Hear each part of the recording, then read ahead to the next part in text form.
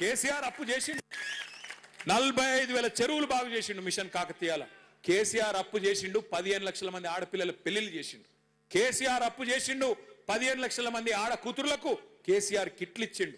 కేసీఆర్ అప్పు చేసిండు 200 పెన్షన్ 2,000 చేసిండు. నేను అడుగుతున్నా రేవంత్ రెడ్డి, నువ్వు వచ్చి 2.5 ఏళ్ళ 4 లక్షల కోట్ల అప్పు చేసినావు. ఎవరికి ఇచ్చినవా పైసలు? ఏ రైతుకి ఇచ్చినావు? ఏ గరీబోనికి ఇచ్చినావు? ఎక్కడ ఇండ్లు కట్టినావు? ఏం చేసినావు? మహిళలకు 2,500 ఇస్తాను, ఇచ్చినవా? ముసలోళ్ళకు 4,000 పెన్షన్లు ఇస్తాను, ఇచ్చినవా? పిల్లగాళ్ళకు 2 లక్షల ఉద్యోగాలు ఇస్తాను, ఇచ్చినవా? 4,000 నిరుద్యోగ భృతి ఇస్తా అన్నాడు, ఇచ్చిండా? స్కూటీలు ఇస్తా అన్నాడు, ఇచ్చిండా?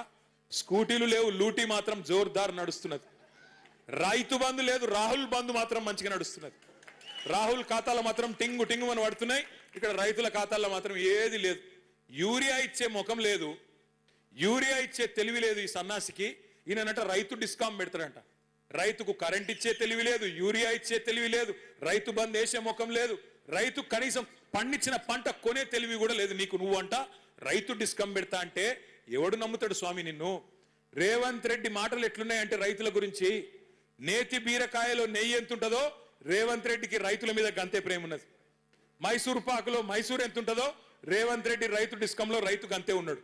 అది రైతు డిస్కం కాదు, రైతు మెడకు ఉరిబెట్టే డిస్కాము, రైతును సంపేసే డిస్కాం తప్ప ఇంకొకటి కానే